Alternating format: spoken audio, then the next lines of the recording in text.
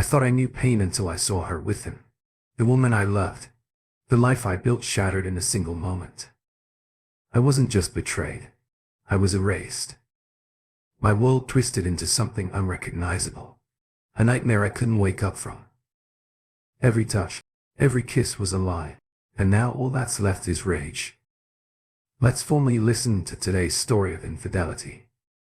If you enjoy this story, don't forget to give it a like and subscribe to our channel. Thank you for your support. I thought I knew pain until I saw her with him. The woman I loved. The life I built shattered in a single moment. I wasn't just betrayed. I was erased. My world twisted into something unrecognizable. A nightmare I couldn't wake up from. The laughter that once filled our home now haunts me, echoing in the empty spaces where love used to live. Every touch, every kiss was a lie, and now all that's left is rage. I will never be the same, and neither will she. As I dropped the birthday card in the mailbox, I briefly thought about how it had been a whole year. That realization, more than the chilly September air, sent a shiver down my back. Well, life goes on, I murmured to myself as I began my usual half-mile walk to work. When I searched for my new condo, I made sure it was closer enough to walk to my office. This way I could sell my car, save on insurance, and if I ever needed to get somewhere, I still had my motorcycle. There were shops, restaurants, and everything else I could need within a mile of my new home. At 6 a.m. it was still dark outside. I didn't mind because there was little traffic. I usually reached my office in less than 15 minutes. I brewed fresh pot of coffee, poured myself a cup, and headed to my office. How do I already have 18 emails this morning? I wondered as I looked through them. Most weren't important and just jokes, but to contain information I had been waiting for. I printed those out and replied to the rest, which took until about 710. After that, I examined the sales from yesterday, checking what was produced on the later shifts and any issues that might have come up overnight. It was just after 8, and the other employees were beginning to arrive. I was the purchasing manager for a manufacturing company based in Minneapolis. I also managed the office and supervised about a third of the 175 workers. I had been in this job for 6 years, and after the last 8 months I was becoming well known for my hard work. If you put in the hours I did, you would do well too, unless you really didn't try. I was definitely doing my best. I usually arrived between 6 and 6:15 in the morning and didn't leave until at least 7:30 at night. Weekends varied, but I generally put in at least another 8 hours. I'd become very dedicated to my job, but it was all I had now. Today was the end of the month, and I wanted to ensure everything went smoothly. I checked my inventory numbers, postponed to truckloads of materials until Monday, and reminded everyone to finish their shop orders by the end of the day. I was doing the final check of my inventory when my boss, Ken, passed by my office on his way out. "What are you still doing here? I'm the only one you need to impress, and I'm leaving," he said. "Ken, I'm just reviewing my inventory and production numbers before corporate closes the books tomorrow morning," I answered. "Alex, your numbers are great and your month-end results are always strong. Just turn off your computer and go home," Ken encouraged me. "I will. I just have one more thing to finish and then I'll leave." "Good. And I really don't want to see you here tomorrow. The pest control staff is coming to treat the office Saturday morning, so no one can be in here for a day afterward. Go home, relax, and enjoy your weekend." Ken told me as he left. I did leave, but it was well after 800. Before I finally walked out on my way home, I saw people out enjoying themselves in the pubs, dining in restaurants, and strolling for the lively streets. I just shook my head and headed back to my apartment alone. As usual, it was a 2-bedroom to be placed on the second floor that I had completely fixed up before moving in. I had cozy heating and a large balcony at the back that looked out over a park with a lake. There was a path for walking and biking around the lake, which was about 3 long. I love to get up early on Sunday mornings and do a few laps before breakfast. When I opened my door and tossed my keys on the counter, I noticed my answering machine flashing. Without checking how many messages I had, I hit the delete button. I walked over to the fridge, took out an open bottle of my favorite wine, pulled out the cork and grabbed a nice wine glass from the cabinet. I had started using them a couple of months earlier. After asking myself one night, what am I saving these for? They were beautiful and they shouldn't just sit and collect dust. With a glass of wine in hand, I turned on the TV and opened my laptop. I saw I had 6 new emails. 2 were from eBay, about items I was bidding on. 1 was from my parents. 2 were from my only friend, Ethan, and 1 was offering a job working from home. I'll check them tomorrow, I thought as I moved to the kitchen. I had remodeled the kitchen shortly after moving in.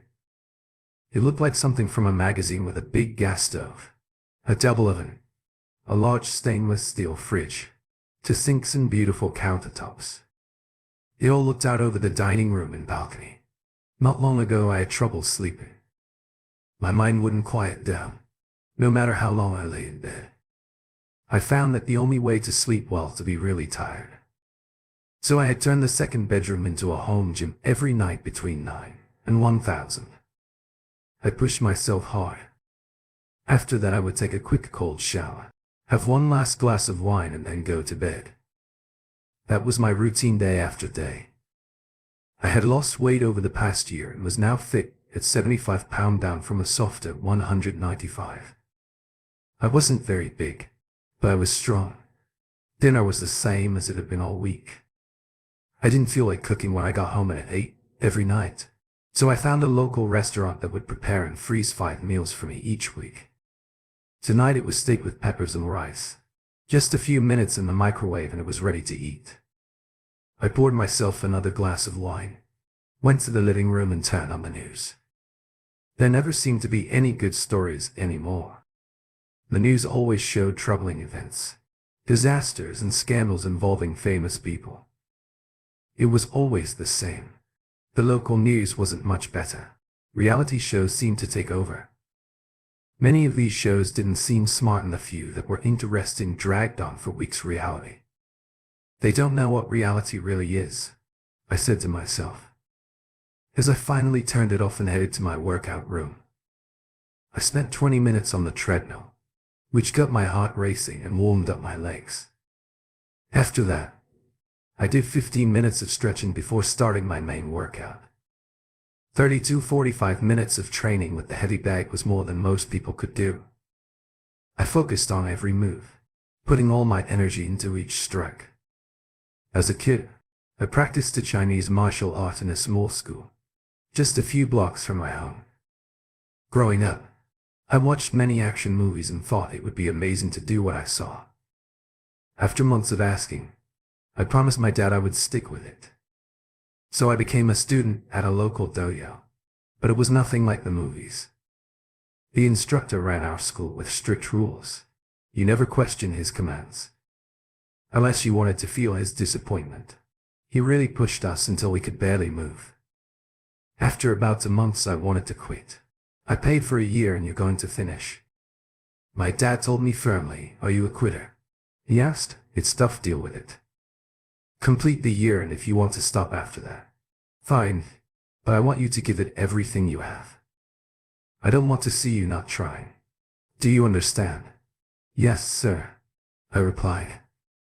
After that I gave it my all. That's when I met Ethan. He was a year older and went to the same school. Even back then he was earlier than me by about 40 pounds, but he didn't share the same motivation. My dad put me in this class to help me build confidence and character. Ethan told me one day, I don't really want to be here, but I have to. We became best friends.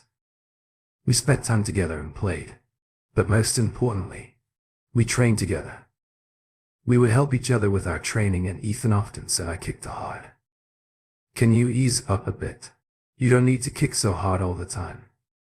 Ethan said, sounding a bit worried, but I was focused. In just 2 months we would be allowed to spar in class, And that's what I was really looking forward to. My first sparring session was a total mess. I lost to at least 3 other students, which was a big surprise for me. It took me 3 more months of training before I finally won my first match. After that, I kept improving. I trained for 4 more years before I decided to stop. Ethan trained for 2 years before he chose to leave. I earned my 2nd degree black belt, but then I found new interests. My sense wanted me to stay, but I had already made my decision. He told me I could always come back, and we ended things on a good note. For a while I dropped by to visit, but after a year I stopped. That was until a few months ago. Looking at my watch, I saw it was almost 1100. I was covered in sweat and slowly walked to the bathroom.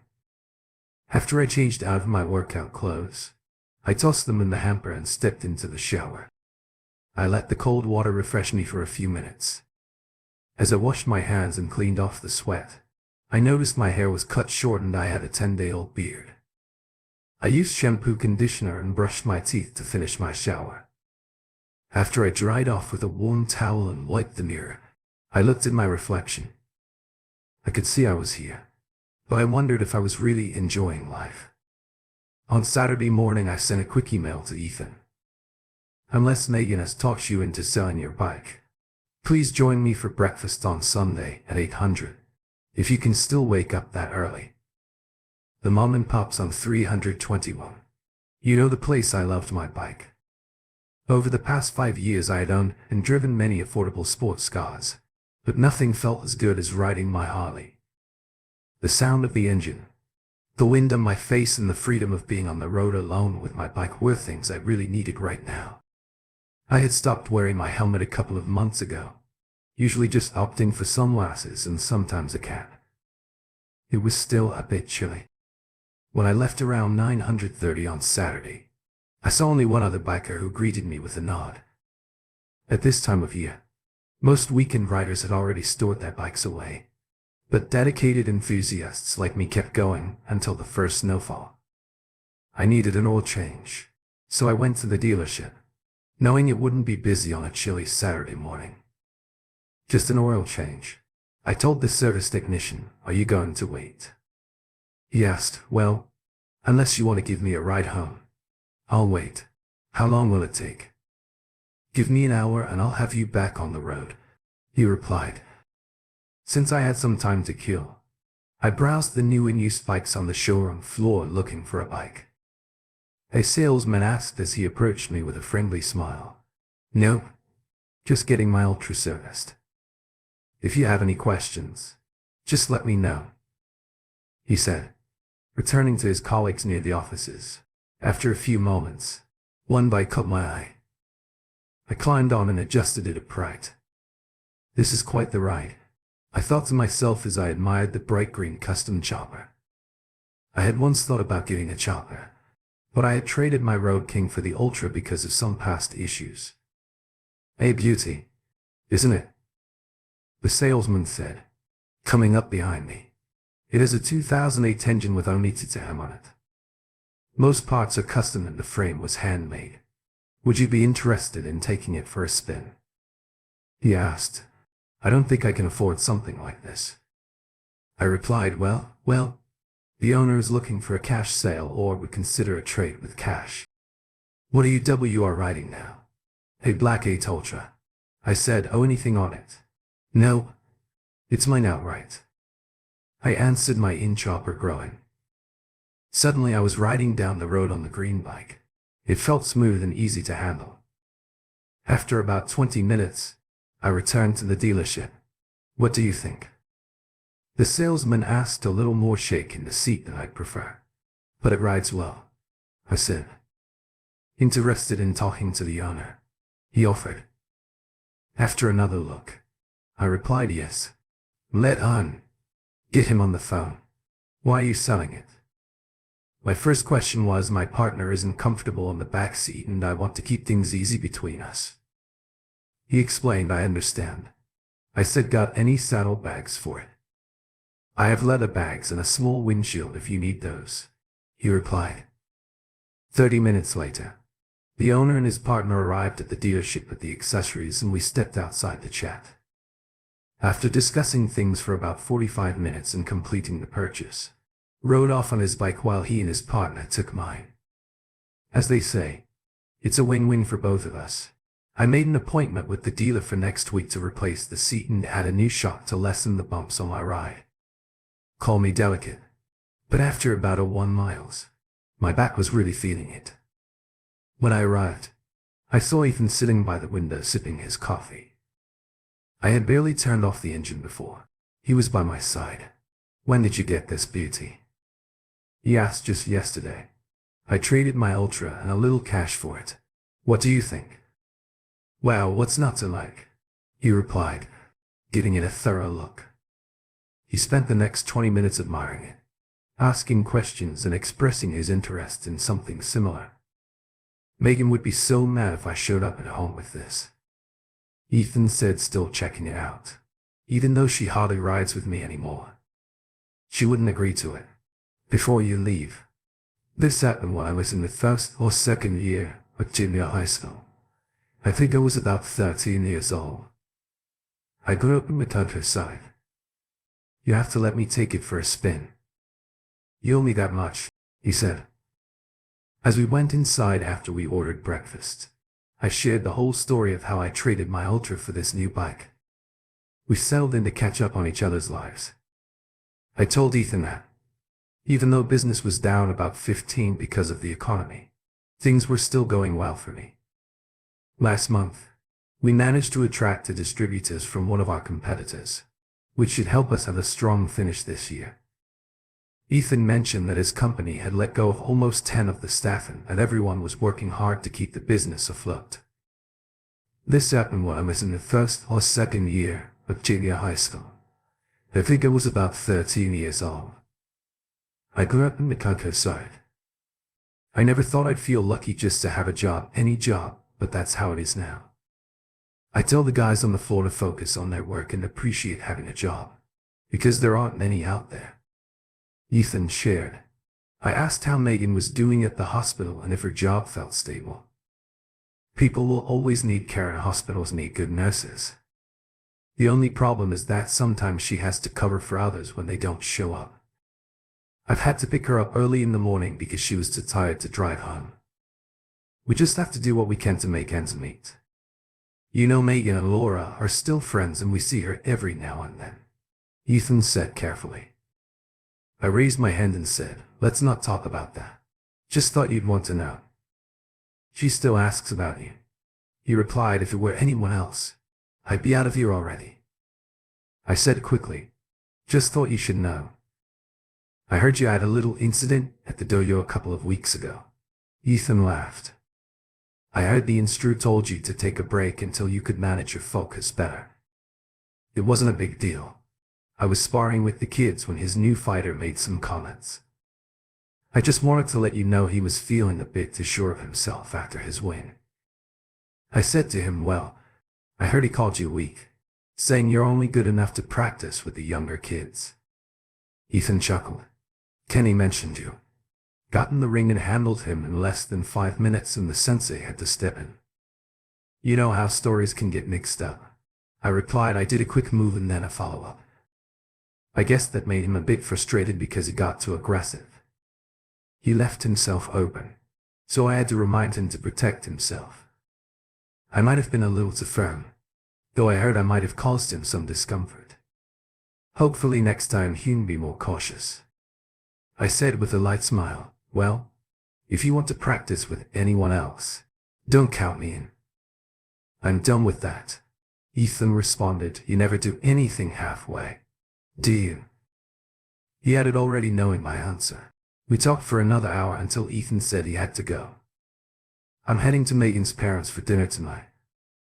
Want to come? It's no trouble, and Megan would love to see you.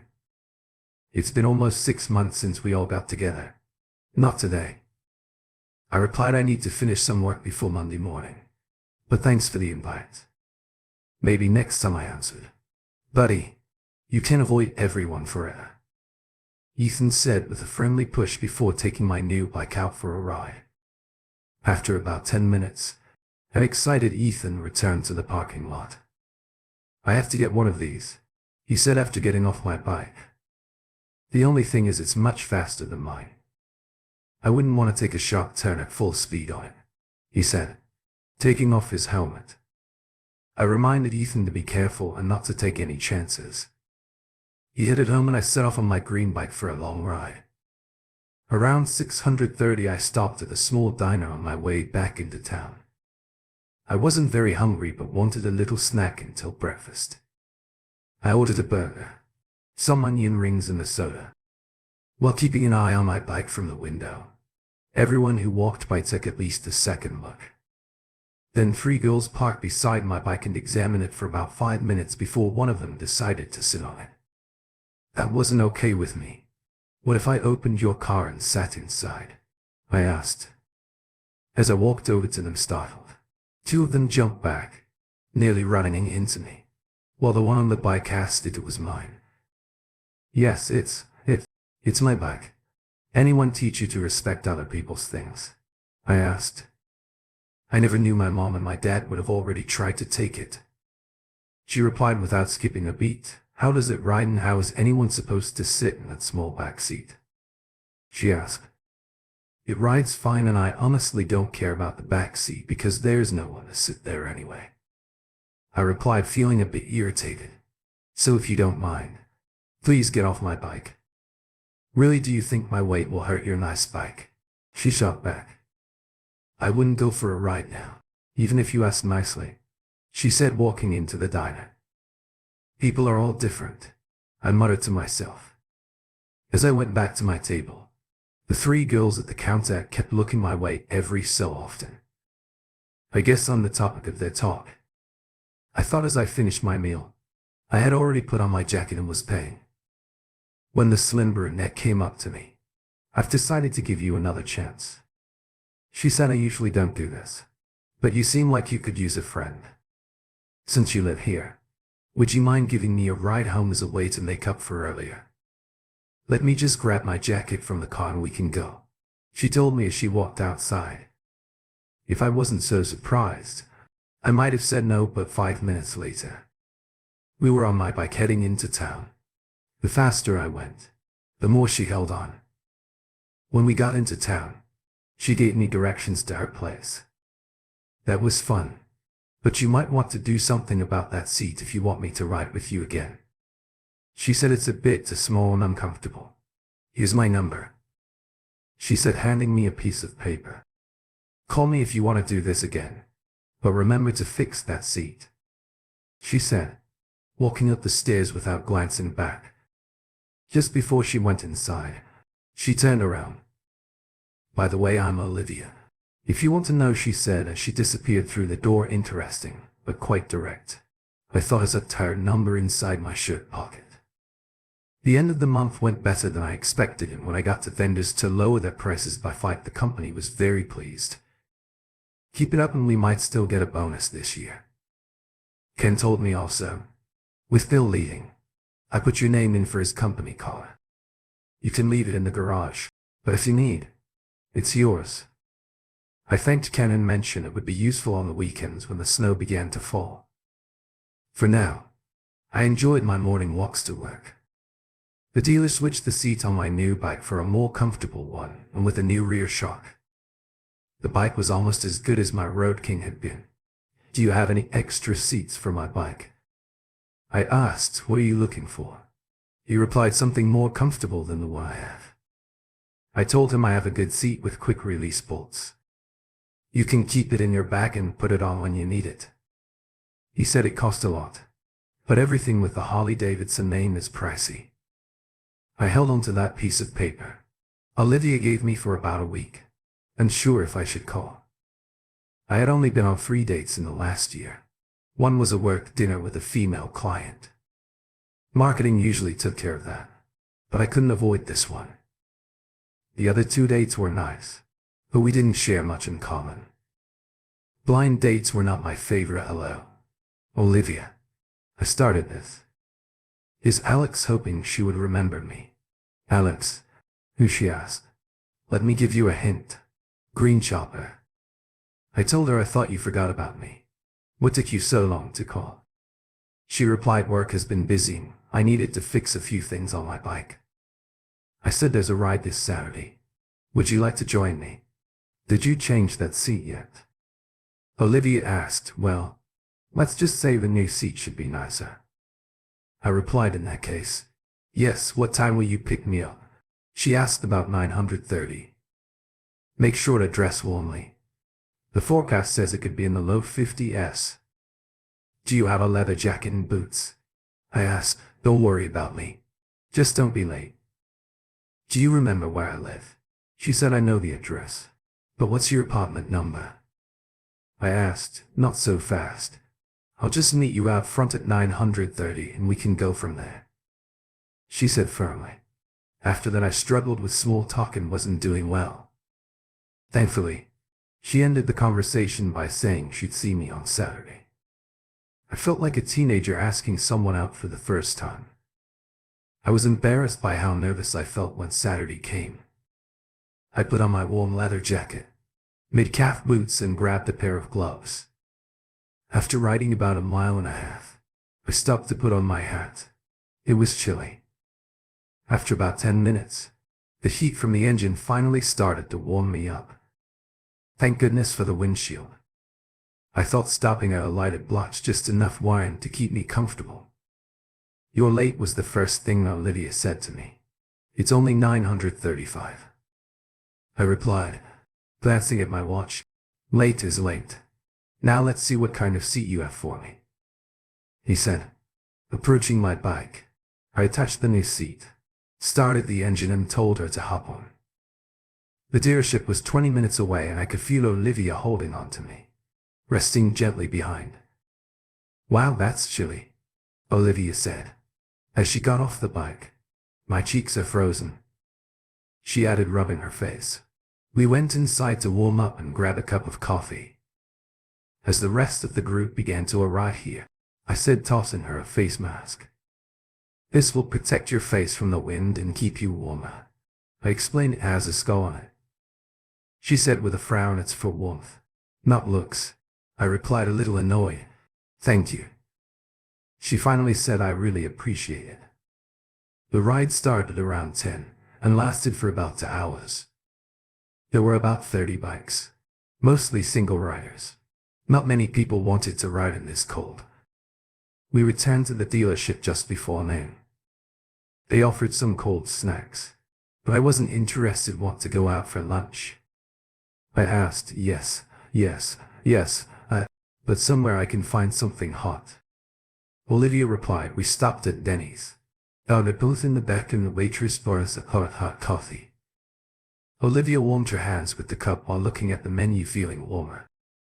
I asked, I am now, she said, taking small sips. That was fun. Cold but enjoyable, she told me. Do you do this often? Not as much as I used to. I answered, I used to ride to Sturgis every year for the rally, but I haven't been back in almost 3 years. Maybe this summer. I've seen pictures. Are there really that many bikes? She asked. They're everywhere. It's a big event that lasts almost 2 weeks. My friend Ethan and I used to ride there straight through and camp for 3 days. I'm used to more comfort. Now though, sleeping on the ground and eating cold food isn't for me anymore, I said. But I do like to go on long rides once in a while. It clears my mind and I feel free. What do you do for work when you're not riding? She asked. I'm a purchasing manager for a manufacturing company in town. I said. And you? I asked back. I teach art and do some freelance work.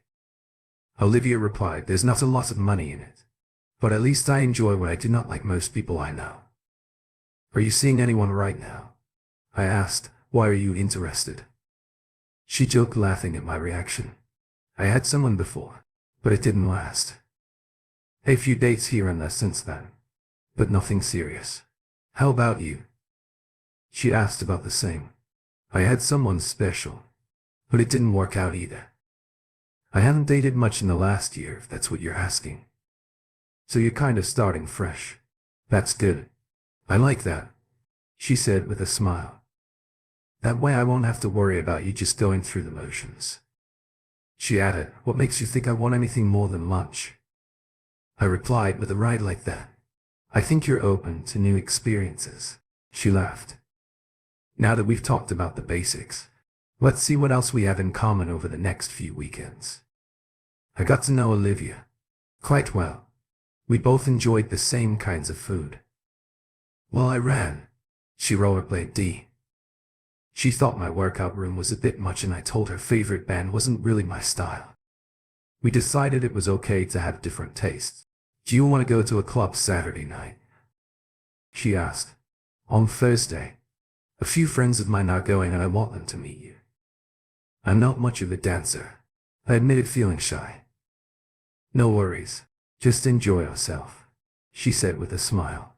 Well, I warned you, I replied. When Saturday came, Olivia drove because, as she said, I want to be comfortable. So we're taking my car. The club was packed, but we found a nice stable near the dance floor.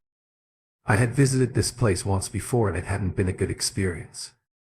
Olivia's friends were welcoming and we were having a good time. When someone showed up that I hoped to avoid, hi there, he said with a smirk, remember me? I see you've made a new friend. Did the other one leave you?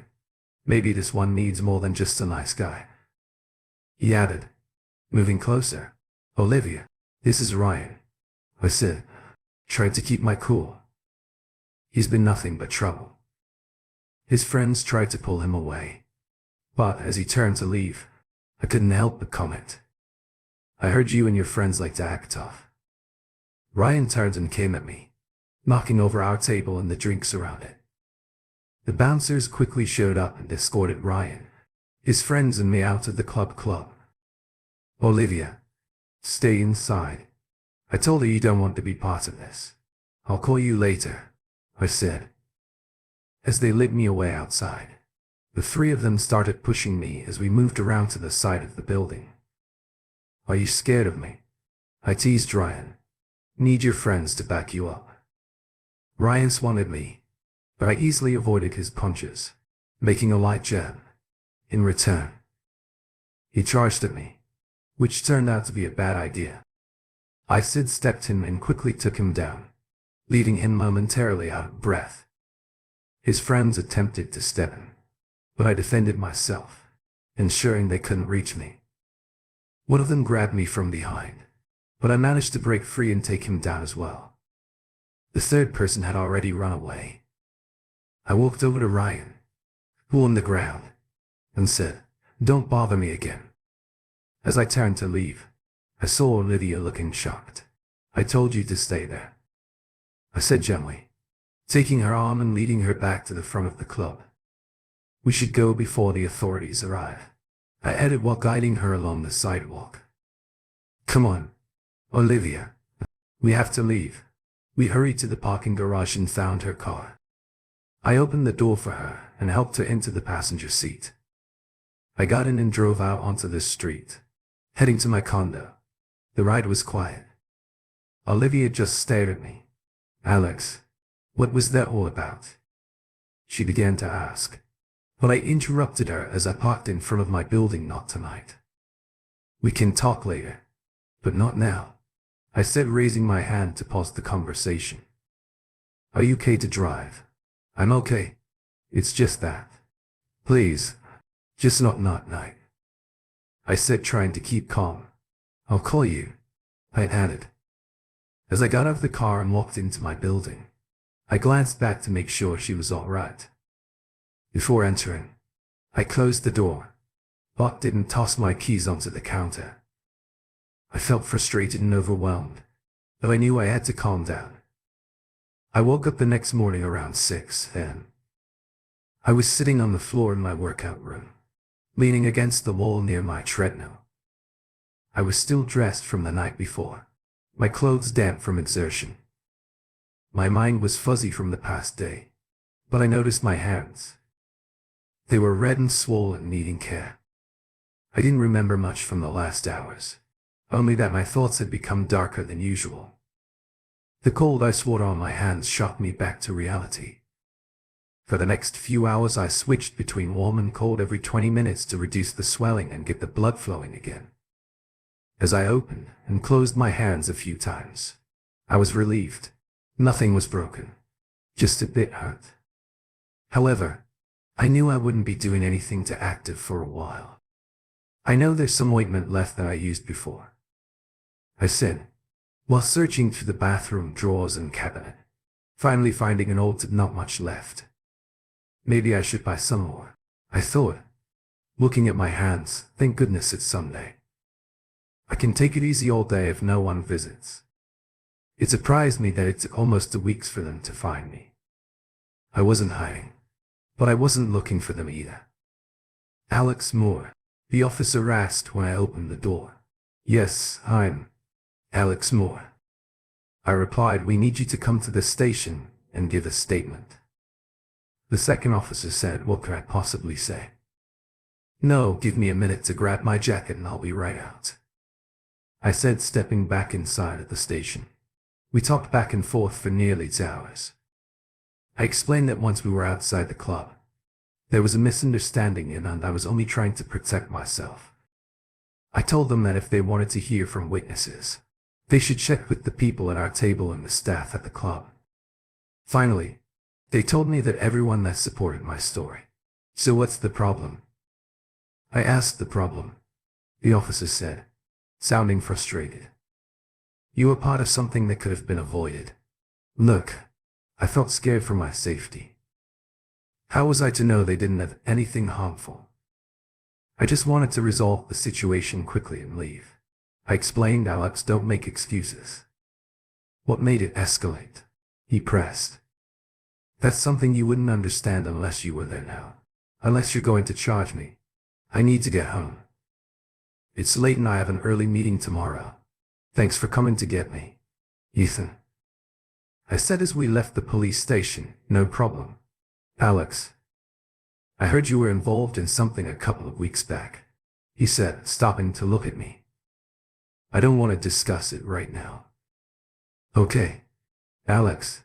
I just think, with everything that's happened, maybe you should talk to someone. I don't have any issues, so can we just move on? I raised my voice a little. Okay, I'm just worried about you, Ethan said, sounding concerned. I know, but let's just leave. It's been a long night. All right, but just don't disappear on me again, Ethan said, as he dropped me off at my condo. There were 3 more messages from Olivia on my machine, just like all the others, and I deleted them, but she never seemed to give up. For the first 3 weeks, she called about 5 times a week. Then it dropped to 3, then 2, and finally to 1 each week. She always called on Fridays. It's me, Olivia, again was how each message started. It's the weekend and I want to know if you can have dinner or just talk tomorrow. Call me. Oh, and starting next month, I won't be calling you on Fridays anymore. I'll be at your door. Just wanted to give you a heads up. That's it, good night. This person is really determined, I said, deleting her message. Could she really be serious? Serious? I went back to my usual routine, work, home, eat and exercise. That was all my life was again. Ethan called a few times inviting me for dinner or to watch a game, but I usually said no. I spent Thanksgiving with Ethan and Megan. I emailed them a list of topics we wouldn't discuss. They knew it well, but I wanted to be sure. As usual, dinner felt tense, with that unspoken issue hanging in the air that no one wanted to mention. I thanked them and, even though they offered, I took a taxi home that night. The next day, Olivia sent me a brief message. Since I haven't heard from you, I guess I'll be waiting at your door next week. Don't worry, I'll bring a pillow to sit on. See you Friday. She wouldn't. No one is that determined, I told myself. The more I thought about it, the more I realized I would enjoy seeing her again. We got along well and she was a great person. I just didn't want to discuss my past and I knew Olivia was not going to give up easily. The week went slowly and by Thursday, I was losing my patience. On Friday I was completely distracted. I sat at my desk and watched the clock. Big plans tonight. Ken asked as he passed by my office around 400. She must be someone special to throw you off like this. He joked, get out of here. You're not getting anything done. Have a nice night and I'll see you Monday morning. He added. While moving on at 430, I decided to call it today. I waved to Ken on my way out and headed to the garage for my company car. I usually took it on weekends when I thought the weather might be bad. As I drove home, I realized I was going a little too fast. Calm down. She might not even show up tonight, I told myself. Feeling my heart race, I slowed down and drove carefully. Thankfully, I found a parking spot near my building. She wasn't there yet. For the next hour and a half I sat in the car, watched the entrance, reviewed some papers I had brought along, made a few calls on my phone and generally felt chilly. But she never arrived. Forget it. I said quietly as I put my paperwork away and got out of the car. She's just playing with me, I thought. As I crossed the street, being careful of traffic, I checked my mailbox and walked up the stairs to my condo. There she was, Olivia, sitting on a pillow by my door. Are you always this late? No wonder you don't have any plans, she said, standing up. If it wasn't for a friendly neighbor, I'd still be waiting outside. Aren't you going to let me in? She asked, was holding what looked like a soft pillow. I couldn't help but smile as I opened the door and we stepped inside. Do you have any coffee? I've been waiting out there for a while, she said, placing her jacket and pillow on a chair as she walked toward my kitchen. Give me a minute, I said as I hung up my coat and loosened my tie. Regular or decaf, I asked. I don't mind as long as it's hot, she replied, rubbing her arms. Well, I'm waiting, Olivia said, hands on her hips. Waiting for what? I asked as I started the coffee, an apology for not returning my calls and for leaving me with a lot of unanswered questions. She said, her voice rising a little. My friends were really interested in the guy I was seeing. He could be funny one moment but then turn around and cause trouble. That landed 2 guys in the hospital. It didn't go down exactly like that. I explained to her they got out of it easier than they could have easier. They went to the hospital on stretchers. Olivia said it could have been a lot worse. I replied calmly. You really seem to have some things to work through, Olivia remarked, looking at me seriously. We can talk about that over dinner. What do you have? That's good, she asked. You were going to feed me, right? Okay. You got me. What are you in the mood for? I asked. Anything but chicken. I watched a documentary about the poultry industry and I continued since then. How about some beef, stir fry, seafood, Alfredo or steak with peppers? I suggested, looking at the meals stored in my freezer. You made all these yourself? She asked. I wish I bought them frozen from Tony's down the street. I get 6 meals every Monday night and when I come home late from work I just heat one up in the microwave. But you have such a lovely kitchen, you don't cook at all? She questioned. Sometimes, especially on weekends, if I have the time and if I'm not alone. I said, well, let's start with the frozen meals tonight and we can talk about breakfast later. She suggested, finishing her coffee and going to refill her cup. I picked the Alfredo and Olivia chose the stir fry. She liked my choice of wine, even though it wasn't much. Look, I buy what I enjoy drinking. If I try something new and like it, I buy a few bottles to save for later. I explained most of our dinner was light-hearted, avoiding serious topics. Finally, Olivia asked, when are you going to share your story with me so I can understand you better? It's quite simple. I met Laura at the University of Minnesota. I was studying business and she was in hospital management. My friend's wife, Megan, introduced us at a party and 2 years later we got married. We had 4.5 wonderful years together and then it ended. That's all there is to it. I told her I got more details from a flyer. She said, putting her fork down, here's my story. My mom left when I was only a baby. I grew up with my grandparents until they passed. Then at 13, I went back to live with my dad and his girlfriend. Until I turned 18, I got a full scholarship to the Minneapolis School of Art. In my second year, my dad got into trouble with the law. Now he's in prison. I rented a room and spent the next 2 years trying hard to support myself. I waited tables, drew portraits, and even posed for art classes. Sometimes it was hard, but I got through it.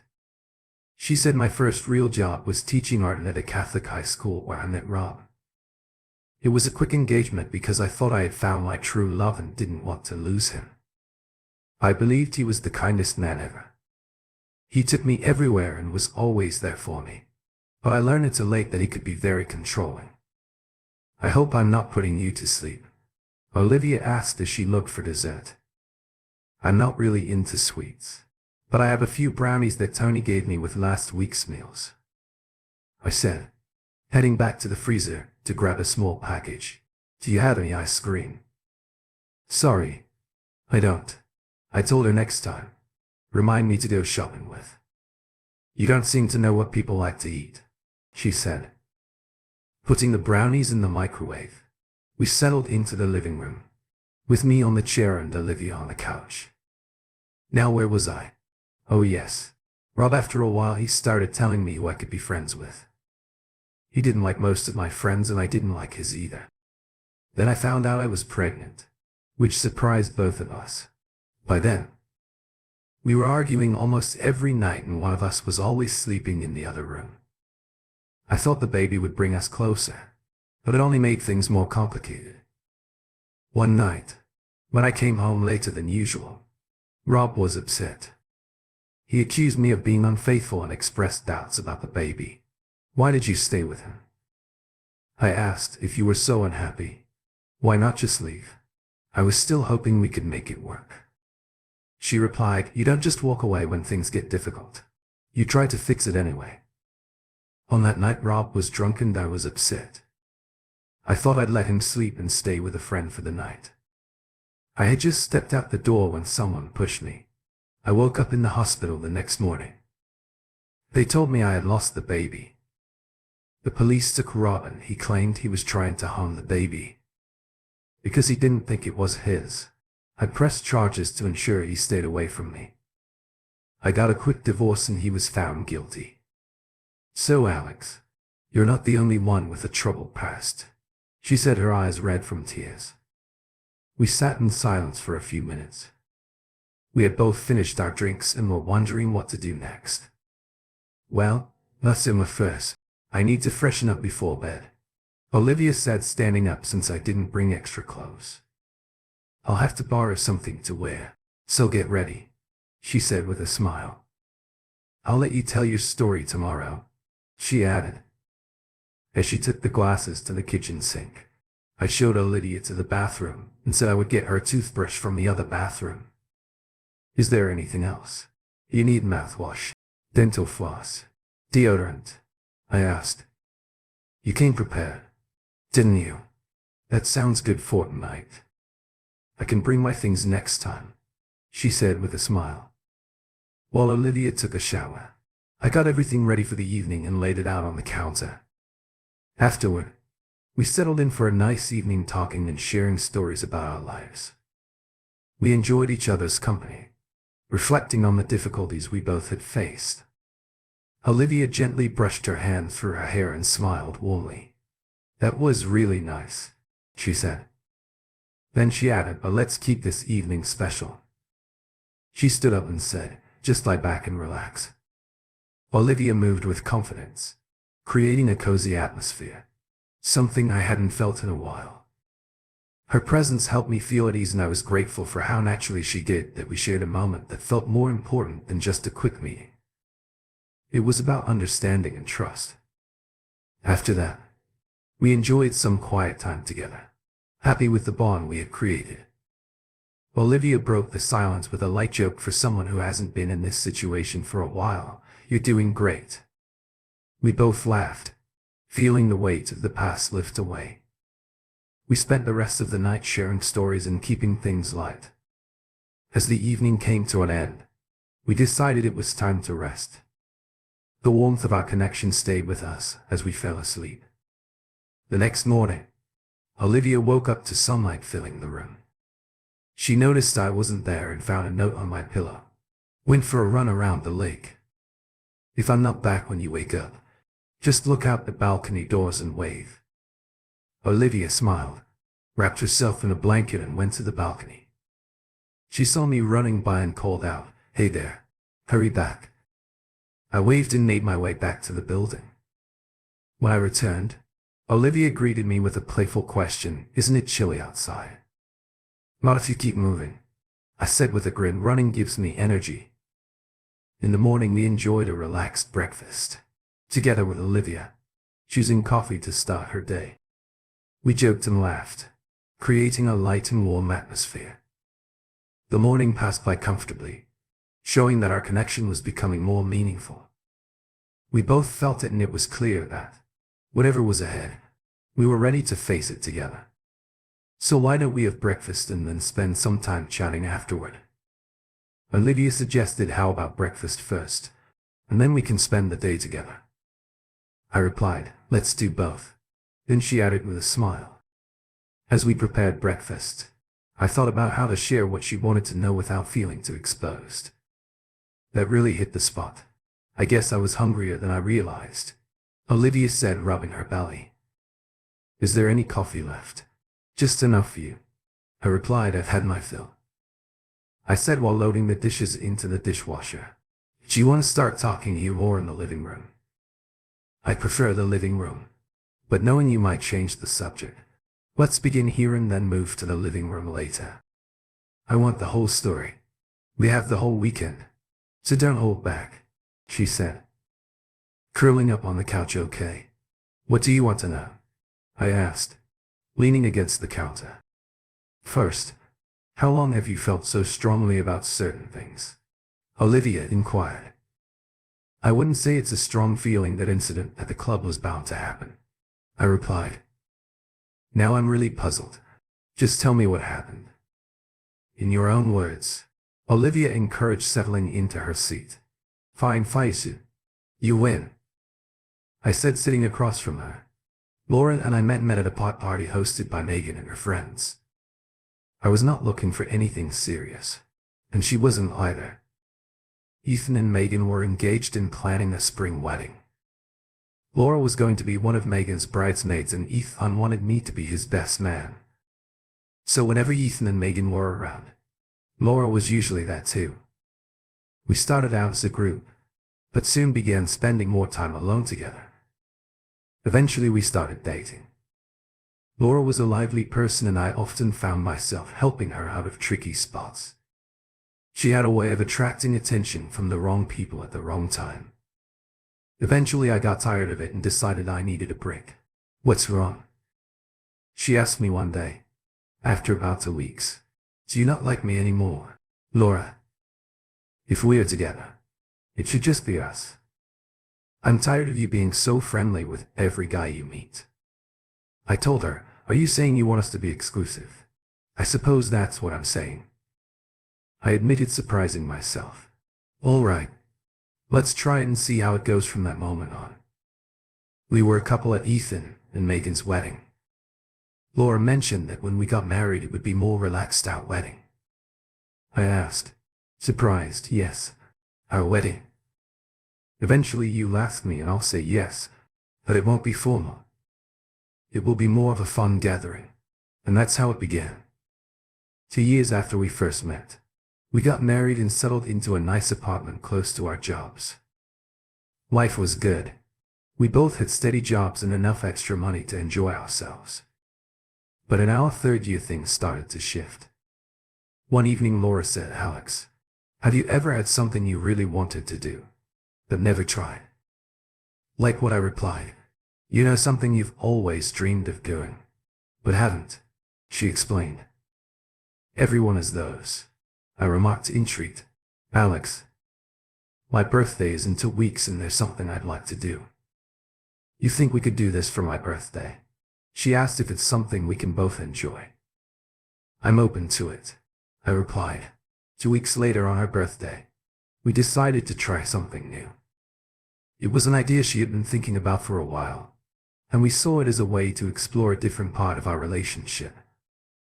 That night, our focus was on connecting in a way that felt meaningful and brought us closer together. We aimed to understand each other's needs better and find ways to support one another. However, as time went by, we noticed that this new experience wasn't strengthening our bond. Instead, it started to create some distance between us. What we thought would bring us together was pulling us apart.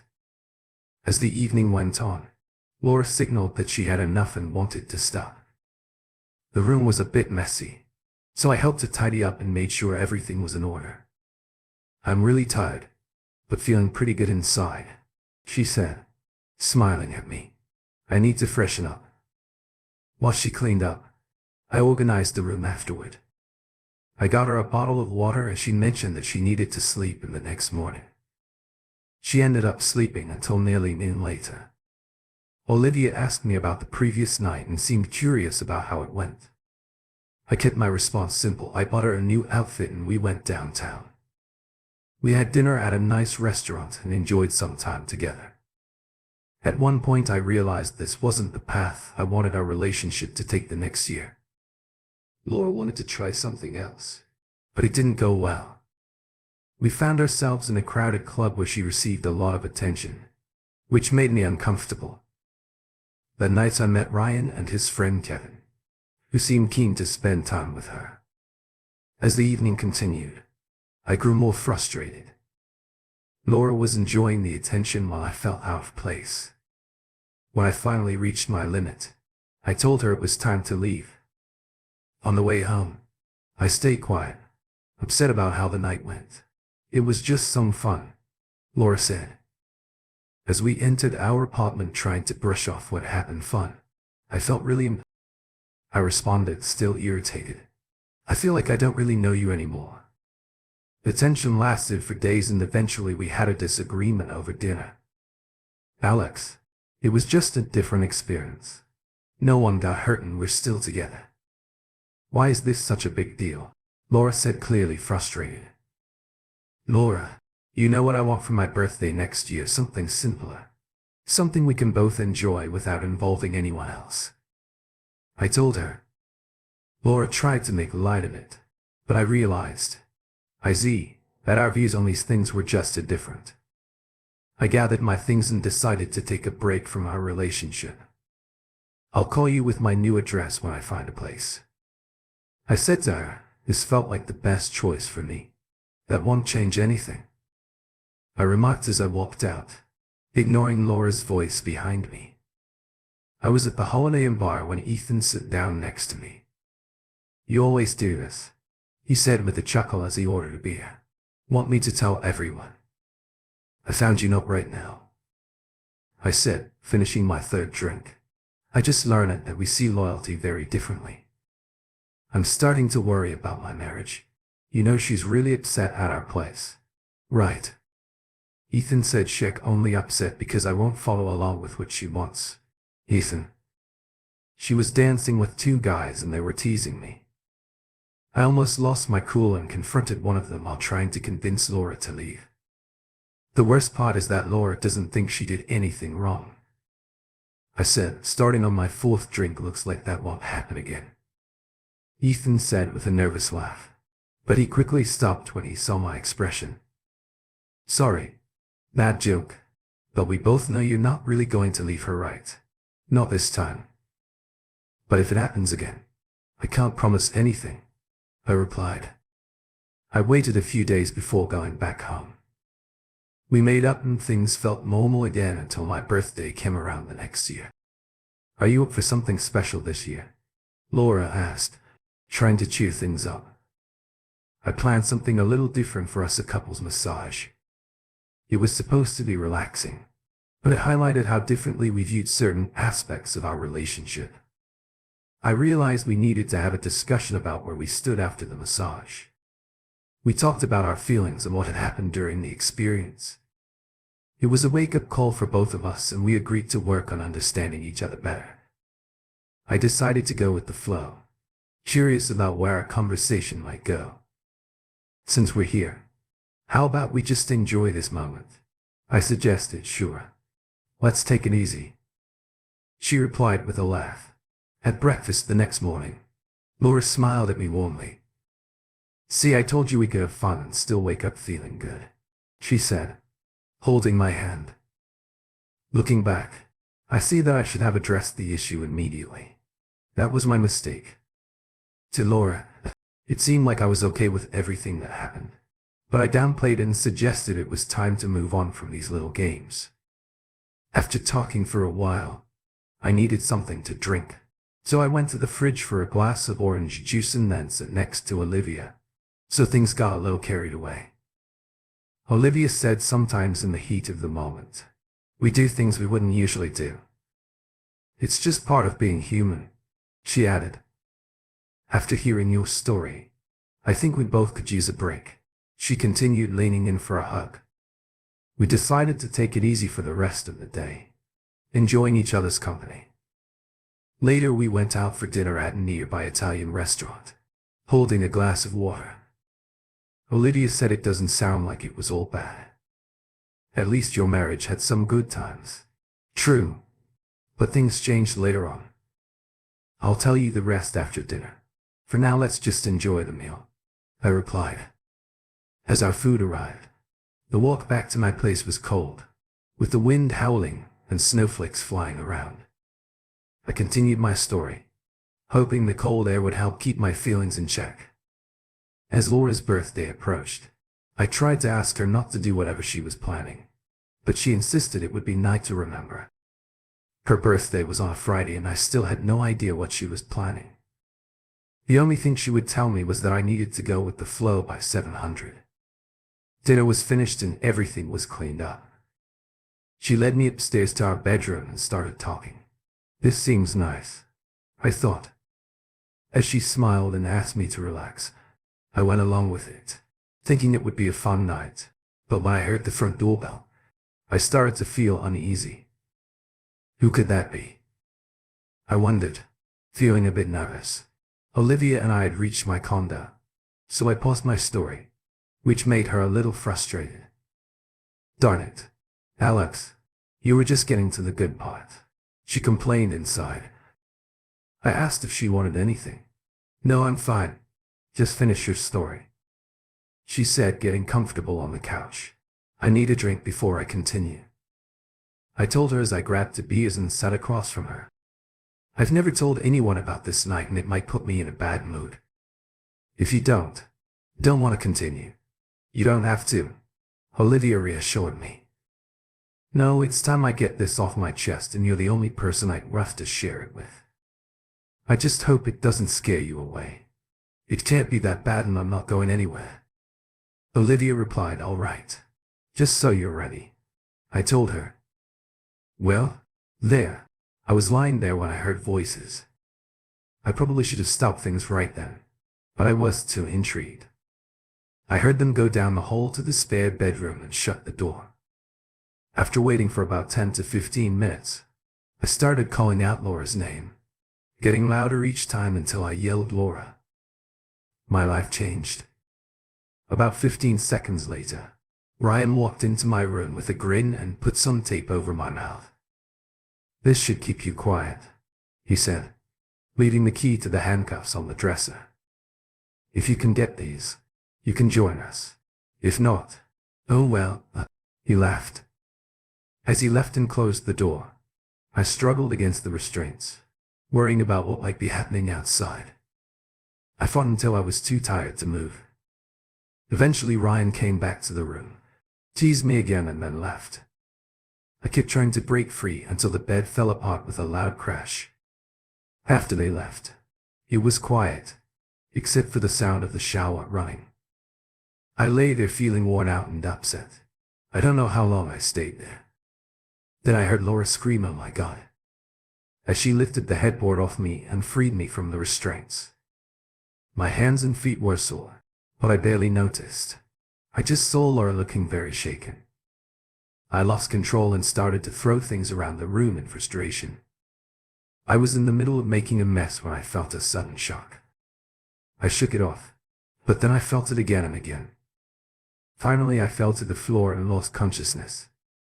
When I woke up, I was in a room with no windows and was sitting by my bed. When I tried to move, I found I was tied to the bed. Where am I? I asked. You're in Memorial Hospital. You were brought in late last night. How are you feeling? She replied, tired and my hands hurt. I answered, you lost some skin and you may have scars. But you can be okay, she reassured me. The doctor will be in soon, she added before leaving. The doctor arrived a short time later. Well, you look much better than last night. How are you feeling? He asked while looking at my chart, tired, sore and hungry. I said he untied me and gave me some pain medication and ointment for my injuries. You will have some scars that will fade, but they won't disappear completely. The police said there are no charges, so you're free to go. However, you were brought in without clothes. That's fine. I'll call a friend. Ethan brought me a change of clothes. What happened last night? Ethan asked. Laura came over to our place upset. She said something about it going all wrong. What happened to your hands? Ethan, listen carefully, because I'm only going to say this once. Don't mention last night again, and I don't want to hear Laura's name. Do you understand? I said firmly. But Alex? He started, but I interrupted him. If you do, you'll never see me again now. Please just drive me home. No more talking. I told him, trying to keep my anger in check. We drove in silence the rest of the way. I knew Ethan had a lot of questions, but I wasn't ready to talk. I thanked him. As I got out and walked into my building without a key, I went to the manager's apartment. Mr. Kelly, can you please let me into my apartment? I asked. We walked upstairs and he opened the door. The place was a mess with furniture and clothes everywhere. Alex, if it were up to me, I'd let you stay. But it's not. I need you to find another place as soon as you can. I'm not throwing you out, but you have 90 days. Keep the key, and if you need anything else, just let me know. I'm really sorry, he said before leaving. If you're sorry, what am? I wondered to myself. I guess I ended up sleeping on the couch in my clothes that night. The next morning I looked around. The damage was bad. Most of the bedroom furniture was ruined and many chairs looked broken. Laura's clothes were all over the apartment. The only room that was clean was the kitchen. I made myself some coffee and toasted a few pieces of bread. 10 minutes later my phone rang. I found it under a pile of things in my bedroom. Just before it went quiet again, I saw I had missed 3 calls from Laura. I turned it off and went room unplugging all the phones. The only one I left connected was the kitchen phone, with the answering machine on. I was finishing my second cup of coffee when the kitchen phone rang. I let the answering machine get it. I know you're there and can hear me. Alex, Laura's voice came through. What happened wasn't how it was meant to go. Please call me so we can talk. I'm scared to come home after everything. Please call. I care about you. I really needed a shower, so I cleaned up the best I could. I got dressed, made a shopping list and headed out. My first stop was Walgreens to pick up my prescriptions and supplies for my ankles and wrists. I also bought 3 boxes of lawn bags for later. Then I went to the mall to cancel my Sprint account and opened a new one with a private number. I wanted to withdraw funds from my savings and checking accounts, but my bank was closed for the weekend.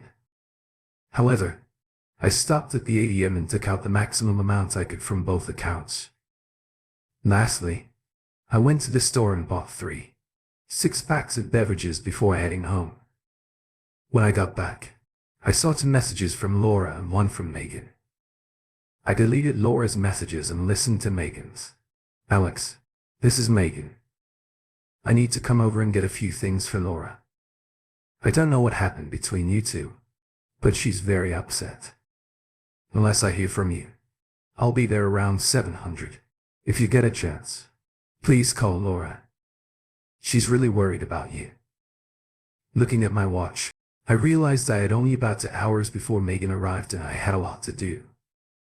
It seemed I had pulled many of Laura's clothes out of her closet. The night before, the closet trot was broken and clothes were everywhere, in the bedroom and the hallway. I grabbed a plastic bag and started picking things up. I began in the living room, then moved to the hallway and finally to the master bedroom. After filling 10 bags, I took a break for a drink. How did she fit all these clothes in that small closet? I wondered. I ended up with 12 bags for her clothes. 3 bags for items from her dresser and bathroom and for more for her shoes. After 2 more beers, I was ready for Megan to arrive. "What is all this?" Megan asked, as she and Ethan walked into my apartment. "All of Laura's things except her furniture." I answered I only came for a few outfits. "Not everything," Megan reminded me. "The apartment manager asked me to find a new place and I'm not taking Laura with me. So these bags are all her stuff. She can come by and get any furniture left or I'll dispose of it at her choice," I explained. "Don't you think you two should have a talk about this?" Megan suggested. "Not a chance. If you don't mind, I'm going to finish the last 3 beers in my 6-pack. I need some rest tonight unless Laura decides to cause more trouble." I said they could tell I wasn't in the mood to talk, so they packed what they could into their SUV and left. I dragged out the mattress, turned it over and collapsed on it. I woke up at 9 the next morning because of some aches. I took the pain pills with a beer and quickly fell back asleep. That was how I spent my weekend. I called my boss and asked for the next week off. He wasn't pleased with the short notice, but after I mentioned I had an accident, he agreed to give me the time off. I guess the mess of my marriage was a valid reason. On Monday I got back to sorting things out. I took half of the money from our savings and checking accounts and opened a new account in my name. I signed a paper to remove my name from our joint accounts, but it would take a week to process. I closed our joint credit cards, those with no balance, and paid off half of the ones with money owed. We each had our own cars, retirement plans and health insurance, so I didn't have to worry about those. I sent an email to my HR manager to remove Laura's name as the beneficiary of my retirement and life insurance. Looking back, I felt good about what I managed to do that day. The rest of the week I focused on finding a new place to live. After a month of not taking her calls, Laura started sending me emails non-stop. I couldn't understand why she didn't just come over, since she still had a key to the apartment. I finally replied to one of Laura's emails. "Laura, I don't want to see or hear from you again.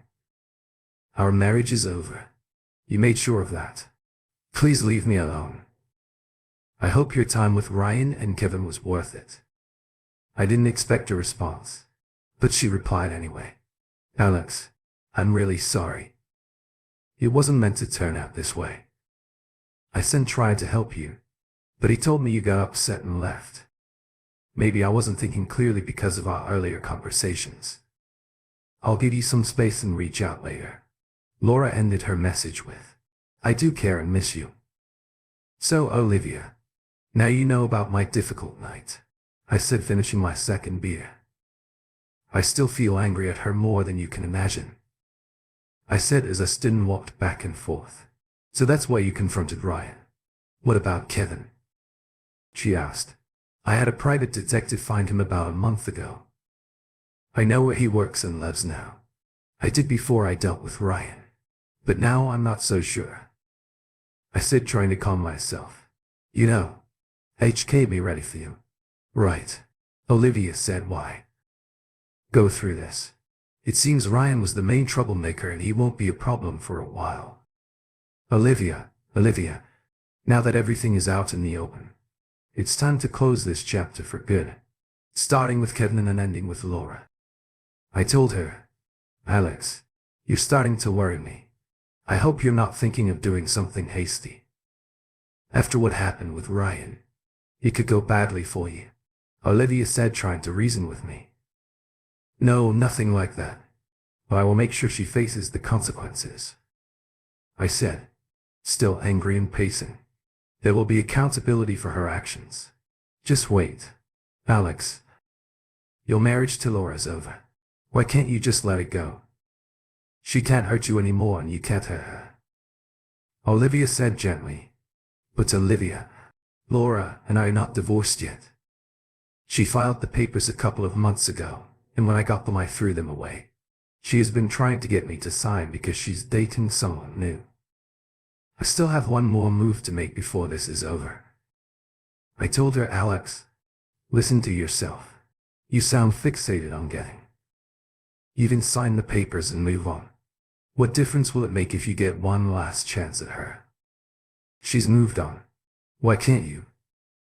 Olivia asked because she needs to understand the impact of what she did to me and to our marriage.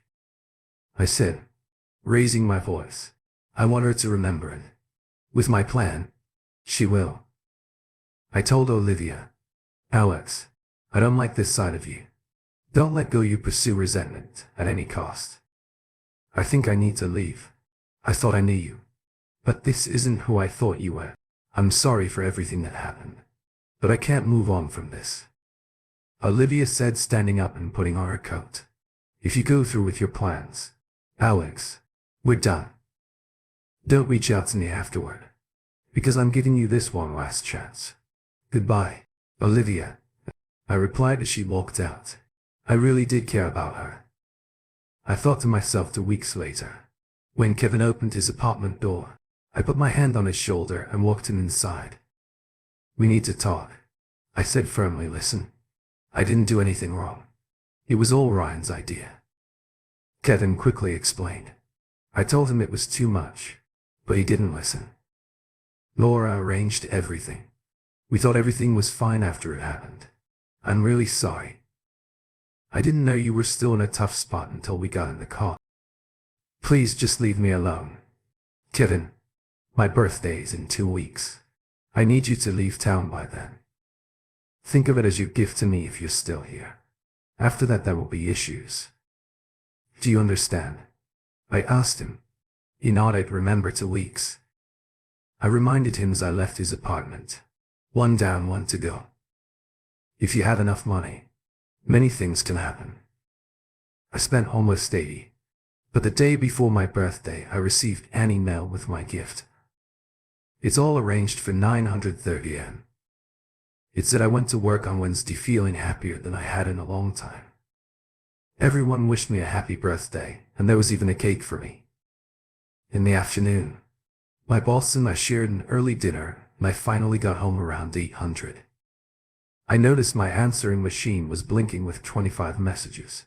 I deleted them all. I opened a bottle of Corona and prepared for what was coming. Just before 900, there was a loud knock on my door. I set my beer down, took a deep breath and opened the door. You have some nerve, Laura shouted while Ethan held her back. Good evening, Laura. How are you? I asked casually. How could you share that video with my parents and friends? She asked, tears in her eyes. I'm not sure what video you mean, Laura. If you tell me what's in it, maybe I can help. I replied calmly. Why would you do this, Alex? Do you still hold a grudge against me that you'd want to ruin my life? She questioned. Now I see what you're talking about, I said, trying to keep my tone light. The one labeled Laura Moore cheats on her husband. Not only did I see it, but I also lived it, I said. As she finally stopped resisting, I rolled up my sleeves and showed them my scars. Do you see these? They're a constant reminder of what you did. Every day they remind me of how you broke our marriage. At first, I even thought Ryan and Kevin were hurting you. Laura, if I had known what was really happening, I would have done anything to save you. Because I cared that much. Little did I know. You planned the whole thing with them. Everyone, including your parents and our friends, blamed me for the breakup. They said awful things about me for over a year. Maybe now they'll see the truth. I said I was sorry. I tried to talk to you many times, but you never listened. Laura said, now in tears. Sorry. You say you're sorry. I regret not ending things. The night we met Ryan and Kevin, when I sent you that birthday card months ago, I told you it would all end on my birthday this year. And now it has. Alex, you've gone too far this time. Said Sid, looking at both Laura and Megan. Ethan, had you watched the tape? I asked. No, I haven't. He replied, that's because I didn't send it to you and Megan. I didn't want to drag you into this. But if you think I'm wrong, watch the tape. Imagine me struggling for hours to help her. Then tell me what you would have done if it had been Megan. I told him. Laura was on the fair side. If there's anything on that tape, that's not true. I'll ensure a correction is sent out. Otherwise it is what it is. I then handed her a large envelope. These are the divorce papers, signed and notarized. So if you don't mind, I have things to do before I go to bed. I'd like to say it's been nice, but it hasn't. I told her as I went inside and closed the door. Finally, leaning against the door, I knew it was over. I had made arrangements to send a copy of the tape to her parents and everyone who had taken her side after our breakup. I could have sent it to her workplace or church, but I didn't. Instead, I only posted it onto websites. The income from that should cover the costs I incurred. Laura threatened to take me to court, but nothing came of it. The tape was uploaded from an overseas site and routed through several other countries, so it couldn't be traced back to me. About 3 weeks after everything happened, I received a short email from my ex-in-laws. I'm sorry, I never knew was all it said. Some of my old friends tried to reach out to me and apologize, but I never called them back. I guess I wasn't as bad as people made me out to be. The video spread quickly. It took just one person to download it and share it with others soon enough. Laura was the topic of conversation. About a month later, Laura left her job and moved away. Many people at work had seen the video, although no one mentioned it. I became seen as someone who had been affected by the situation. It was 2 months before Ethan reached out to me. Yes, he had seen the video and he probably would have reacted the same way I did. But to keep the peace in his family, we couldn't meet. At least not yet, I understood. I lost Olivia and now Ethan. At least temporarily. I emailed Olivia, but she never got back to me. Well, I tried. I started dating again. First with a couple of women from work, then with others. I met here and there. About 4 months after that difficult night with Laura, I spotted Olivia at a downtown venue. She was with a group of friends but eventually came over to me. Hi Alex. How are you? She asked. Doing well, I answered. I heard about what happened and even saw part of the video online. Olivia told me I had no idea. She started to say, but I interrupted her. That's right. You didn't know when you judged me. Back then you saw me as someone bitter, trying to hurt my ex-wife. But you made your choice. I said maybe we could meet sometime and talk. She suggested, Olivia, remember my email a few months ago? Maybe you were still upset or trying to make a point. I've been through that and what good did it do me? I cared about you, but I guess that wasn't enough.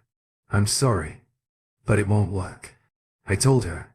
So if you don't mind, my date is coming back, I said, pointing to the short redhead walking toward our table. Take care and I hope you find someone who makes you happy. I added as I greeted Tammy when she reached us. Aren't you going to introduce me? Tomai asked Tomai. This is Pam. This is Tomai. I said we used to date. A while ago I explained, well, Olivia, he's mine now. I'm not letting him go. Nice guys are hard to find. I've seen my share of challenging ones. She said with a smile, it was nice meeting you.